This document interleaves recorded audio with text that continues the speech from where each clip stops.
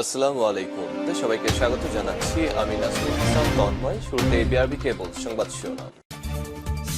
বাংলাদেশের সর্বশেষ গুরুত্বপূর্ণ আপডেট সংবাদে আপনাকে স্বাগত। শুরুতেই সংবাদ শিরোনাম, পরে বিস্তারিত। শুরুতেই জানিয়ে দিব, ভারতের কূটনৈতিক মাথাব্যথার কারণ এখন শেখ হাসিনা। বাংলাদেশ থেকে শিক্ষার্থীদের গণ আন্দোলনের মুখে ভারতে পালিয়ে গেছে শেখ হাসিনা। শেখ হাসিনা ভারতে পালিয়ে যাবার পর এবার ভারতের উপর জেঁকে বসেছে, যে কারণে ভারতের কূটনৈতিক মাথাব্যথার কারণ হিসেবে এখন শেখ হাসিনার নাম। এরপর জানিয়ে দিব, আদালতের কাঠগড়ায় কান্নায় ভেঙে পড়লেন হাজী সেলিম। শেখ হাসিনার আমলে সবচেয়ে প্রভাবশালী ঢাকার রাজনৈতিক নেতা ছিলেন হাজী সেলিম।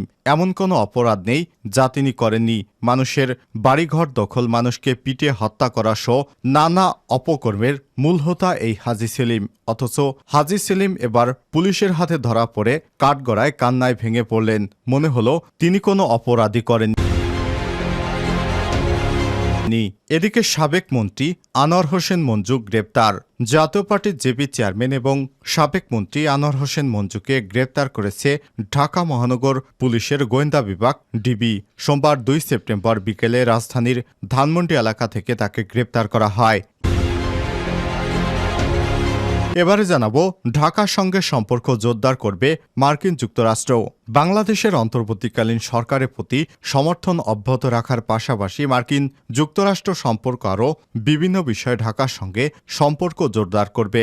ঢাকায় মার্কিন চার্চ ডি অ্যাফেয়ার্স হেলেন লাফেভ অন্তর্বর্তীকালীন সরকারের প্রধান উপদেষ্টা অধ্যাপক ড মোহাম্মদ ইউনূসের সঙ্গে সাক্ষাৎকালে সব প্রত্যয় ব্যক্ত করেছেন।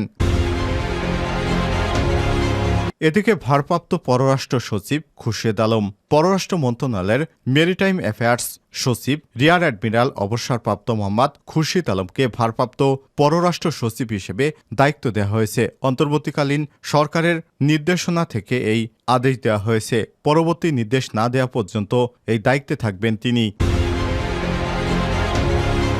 এবং সর্বশেষ জানিয়ে দেব, কাপ্তাই হ্রদের পানি কমাতে বাঁধের জলকপাট খোলা হলো এবার 4 ফুট। উজান থেকে অব্যাহত পাহাড়ি ঢল এবং রাঙামাটিতে বৃষ্টিপাতের কারণে আবারও বৃদ্ধি পেয়েছে কাপ্তাই হ্রদের পানি। এতে বিপদসীমায় পৌঁছেছে হ্রদের পানির স্তর। পানি কমাতে কাপ্তাই বাঁধের 16টি জলকপাট 3.5 ফুট করে খুলে দেওয়া হয়েছে। এতে প্রতি সেকেন্ডে ৭৯,০০০ কিউসেক পানি কর্ণফুলী নদীতে গিয়ে পড়ছে। এর আগে রবিবার জলকপাট 2 ফুট খোলা থাকলেও হ্রদের পানি বৃদ্ধি অব্যাহত থাকায় আজ সোমবার সকালে 4.5 ফুট করে জলকপাট খুলে দেওয়া হয়েছে। বর্তমানে কাপ্তাই হ্রদের পানির স্তর রয়েছে 108.74 MSL। হ্রদের সর্বোচ্চ পানি ধারণ ক্ষমতা 109 MLS। কাপ্তাই পানি বিদ্যুৎ কেন্দ্রের ব্যবস্থাপনা পরিচালক এটিএম আবু জাহের বলেন, পানি বৃদ্ধি পায় 4 ফুট করে গেট খুলে দেওয়ার সিদ্ধান্ত নেওয়া হয়েছে। প্রিয় দর্শক, এতক্ষণ শুনছিলেন সংবাদ শিরোনাম, এবারে বিস্তারিত। তবে তার আগে বন্ধুরা, অনুরোধ থাকবে এই সংবাদটিতে একটি লাইক দিন। এই চ্যানেলে আপনি নতুন হয়ে থাকলে আমাদের সংবাদটি দেখতে দেখতে চ্যানেলটি সাবস্ক্রাইব করে রাখুন, যাতে করে বন্ধুরা আমাদের পরবর্তী লেটেস্ট আপডেট সংবাদগুলো সবার আগে আপনার কাছে পৌঁছে যায়। এবারে বিস্তারিত। ভারতের কূটনৈতিক মাথাব্যথার কারণ এখন শেখ হাসিনা। বাংলাদেশের শিক্ষার্থীদের নেতৃত্বাধীন গণ আন্দোলনে উৎখাত হওয়ার পর সাবেক প্রধানমন্ত্রী শেখ হাসিনা বাংলাদেশ থেকে হেলিকপ্টার যোগে ভারতে পালিয়ে গেছে। বিশ্লেষকেরা বলছেন, ভারতের জন্য এখন কূটনৈতিক মাথাব্যথার কারণ শেখ হাসিনা। গত 15 বছরের শাসনামলে মানবাধিকার লঙ্ঘন এবং বিরোধীদের দমনপীড়নের প্রতিবাদেই গণ আন্দোলনে যারা নেতৃত্ব দিয়েছিলেন তাদের দাবি শেখ হাসিনাকে ভারত থেকে ফিরে এনে বিচারের মুখোমুখি করা হোক। কিন্তু 76 বয়সী মহিলাকে ফেরত পাঠাতে হলে দক্ষিণ এশিয়ার অন্যান্য প্রতিবেশীদের কাছে ভারতের অবস্থান ক্ষুণ্ণ হওয়ার ঝুঁকি রয়েছে। বিশেষ করে দক্ষিণ এশিয়ার আধিপত্য বিস্তারে যখন চীনের সঙ্গে দ্বৈরথ চলছে, এমন একটা সময় এই উদাহরণ অনেক ভালো দৃষ্টি নাও নিতে পারে। বিরোধ সমাধানের বিষয়ক থিঙ্ক ট্যাঙ্ক ইন্টারন্যাশনাল ক্রাইসিস গ্রুপের টমাস কিন বার্তা সংস্থা এএফপিকে দেয়া এক সাক্ষাৎকারে বলেছেন, ভারত স্পষ্টতই তাকে বাংলাদেশে ফেরত পাঠাতে চায় না। এর ফলে নয়াদিল্লির সঙ্গে ভালো সম্পর্ক থাকা এই অঞ্চলের অন্যান্য নেতাদের কাছে একটা বার্তা পাঠানো হবে যে শেষ পর্যন্ত ভারত আপনাকে রক্ষা করবে না। বিষয়টা ভারতের জন্য খুবই ইতিবাচক হবে না। এদিকে গত বছরে মালদ্বীপে এমন এক প্রেসিডেন্ট নির্বাচন হয়েছে যেখানে যিনি জেতার পরপরই নয়াদিল্লির বদলে কৌশলগতভাবে বেইজিংয়ের দিকে বেশি ঝুঁকে পড়েছেন। আবার হাসিনার পতনের ফলে ভারত এই অঞ্চলে তার ঘনিষ্ঠতম মিত্রকে হারিয়েছে। অন্যদিকে শেখ হাসিনার অধীনে যারা নির্যাতিত হয়েছেন তারা সরকারের সংগঠিত নির্যাতনের জন্য ভারতকেই অনেকাংশে দায়ী করছেন। ভারতের হিন্দু জাতীয়তাবাদী প্রধানমন্ত্রী নরেন্দ্র মোদীর কূটনৈতিক এবং সেই বৈরিতা ছড়াতে ভূমিকা রেখেছে। ৮৪ বছর বয়সী নোবেল শান্তি পুরস্কার বিজয়ী ড. মোহাম্মদ ইউনূসের নেতৃত্বে অন্তর্বর্তীকালীন সরকারকে সমর্থনের প্রতিশ্রুতি দিয়েছে নরেন্দ্র মোদী। বাংলাদেশের হিন্দু ধর্মাবলম্বীদের রক্ষা করার জন্য ইউনূসের প্রশাসনকে বারবার অনুরোধ করেছে নরেন্দ্র মোদী। ভারতের স্বাধীনতা দিবসে সপ্তদশ শতকের লালকেল্লা থেকে দেওয়া ভাষণে মোদী বাংলাদেশি হিন্দুদের বিপদে পড়ার বিষয়টি উল্লেখ করে এবং পরবর্তীতে মার্কিন প্রেসিডেন্ট জো বাইডেনের সঙ্গে ফোনালাপেও বিষয়টি উত্থাপন করেছেন। আদালতের কাঠগড়ায় কান্নায় ভেঙে পড়েন হাজী সেলিম।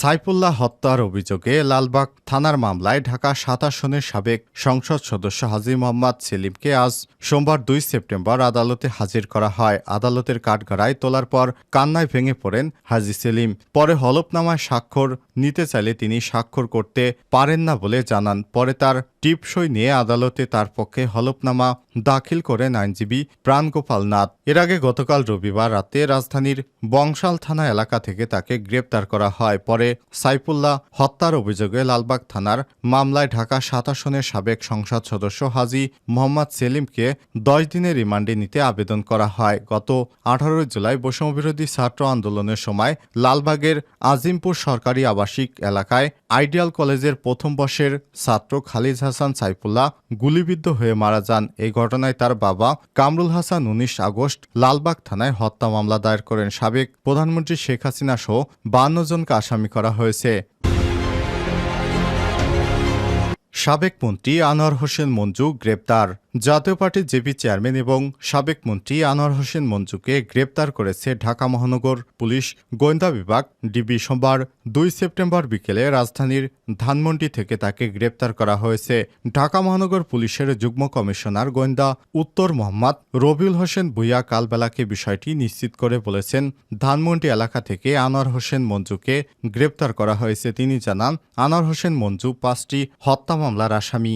আনোয়ার হোসেন মঞ্জু পিরোজপুর ২ আসনের সাবেক সংসদ সদস্য এবং সাবেক বন ও পরিবেশ মন্ত্রী ছিলেন। এর আগে তিনি যোগাযোগ মন্ত্রী এবং বিদ্যুৎ জ্বালানি ও খনিজ সম্পদ মন্ত্রণালয়ের জ্বালানি ও খনিজ সম্পদ বিভাগের মন্ত্রী ছিলেন। তিনি পিরোজপুর জেলার কাউখালী, ভান্ডারিয়া এবং জিয়ানগর উপজেলা নিয়ে গঠিত পিরোজপুর ২ আসন থেকে ৬ বারের ১৯৮৬, ১৯৮৮, ১৯৯১, ১৯৯৬, ২০০১, ২০১৪ সালে নির্বাচিত সংসদ সদস্য।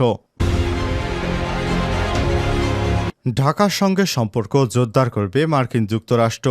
বাংলাদেশের অন্তর্বর্তীকালীন সরকারের প্রতি সমর্থন অব্যাহত রাখার পাশাপাশি মার্কিন যুক্তরাষ্ট্র সম্পর্ক আরও বিভিন্ন বিষয়ে ঢাকার সঙ্গে সম্পর্ক জোরদার করবে। ঢাকায় মার্কিন চার্জ ডি অ্যাফেয়ার্স হেলেন ল্যাফেফ অন্তর্বর্তীকালীন সরকারের প্রধান উপদেষ্টা অধ্যাপক ড. মোহাম্মদ ইউনূসের সঙ্গে সাক্ষাৎকালে প্রত্যয় ব্যক্ত করেন। সোমবার ২ সেপ্টেম্বর সকালে ঢাকায় রাষ্ট্রীয় অতিথি ভবন যমুনায় প্রধান উপদেষ্টার সঙ্গে সৌজন্য সাক্ষাৎকালে মার্কিন কূটনৈতিক এ মন্তব্য করেন বলে প্রধান উপদেষ্টার প্রেস উইং থেকে জানানো হয়েছে। মার্কিন চার্জ ডি অ্যাফেয়ার্স বলেন, তার দেশের সরকার প্রধান উপদেষ্টাকে অভিনন্দন জানাতে পেরে খুশি এবং একসঙ্গে ঘনিষ্ঠভাবে কাজ করার জন্য উন্মুখ। ভিসা প্রক্রিয়া ত্বরান্বিত করার প্রয়াসে ঢাকায় মার্কিন দূতাবাসে এই সপ্তাহে তাদের কনসুলার পরিষেবা পুনরায় চালু করবে। তিনি বলেন, হাজার হাজার বাংলাদেশি শিক্ষার্থী এখন যুক্তরাষ্ট্রের বিশ্ববিদ্যালয়গুলো দেশগুলোতে পড়াশোনা করে। হেলেন বলেন, যুক্তরাষ্ট্র স্বাস্থ্য, শিক্ষা, শ্রম, শাসন এবং রোহিঙ্গা ইস্যুতে ঘনিষ্ঠভাবে কাজ করবে। ওয়াশিংটন রোহিঙ্গাদের মার্কিন যুক্তরাষ্ট্রের পুনর্বাসন শুরু করেছে এবং তিনি আশা করেছিলেন যে প্রক্রিয়াটি দ্রুতই ত্বরান্বিত হবে। মার্কিন যুক্তরাষ্ট্র রোহিঙ্গাদের মানবিক প্রতিক্রিয়ার সবচেয়ে বড় অবদানকারী এবং মার্কিন চার্জ ডি অ্যাফেয়ার্স বলেছেন, মার্কিন অর্থায়নের পরে এই বছর রোহিঙ্গাদের মাসিক খাদ্য সহায়তার পরিমাণ বাড়ানো হয়েছে। তিনি রোহিঙ্গাদের জন্য জীবিকার সুযোগেরও আহ্বান জানান। ভারপ্রাপ্ত পররাষ্ট্র সচিব খুরশেদ আলম। পররাষ্ট্র মন্ত্রণালয়ের মেরিটাইম অ্যাফেয়ার্স সচিব রিয়ার অ্যাডমিরাল অবসরপ্রাপ্ত মোহাম্মদ খুরশেদ আলমকে ভারপ্রাপ্ত পররাষ্ট্র সচিব হিসেবে দায়িত্ব দেওয়া হয়েছে। পরবর্তী নির্দেশনা না দেওয়া পর্যন্ত এই দায়িত্বে থাকবেন তিনি। সোমবার 2 সেপ্টেম্বর পররাষ্ট্র মন্ত্রণালয়ের মহাপরিচালক প্রশাসন মোহাম্মদ নাজমুল হক স্বাক্ষরিত এক অফিস আদেশে সব তথ্য জানানো হয়েছে। অফিস আদেশে বলা হয়েছে, প্রাক্তন পররাষ্ট্র সচিব সিনিয়র সচিব মাসুদ বিন মোমেনের 2 সেপ্টেম্বর 2024 তারিখে দায়িত্বভার ত্যাগের পরিপ্রেক্ষিতে পরবর্তী নির্দেশনা না দেওয়া পর্যন্ত পররাষ্ট্র মন্ত্রণালয়ের মেরিটাইম অ্যাফেয়ার্সের সচিব রিয়ার অ্যাডমিরাল অবসরপ্রাপ্ত মোহাম্মদ খুরশেদ আলম পররাষ্ট্র সচিবের দৈনন্দিন জরুরি সব সরকারি কার্যাদি সম্পাদন করবেন, এই মর্মে সিদ্ধান্ত গৃহীত হয়েছে। আজ সোমবার দুপুরে পররাষ্ট্র সচিব মাসুদ বিন মোমেনের চুক্তিভিত্তিক নিয়োগের অবশিষ্ট মেয়াদ বাতিল করে প্রজ্ঞাপন দেয় জনপ্রশাসন মন্ত্রণালয়।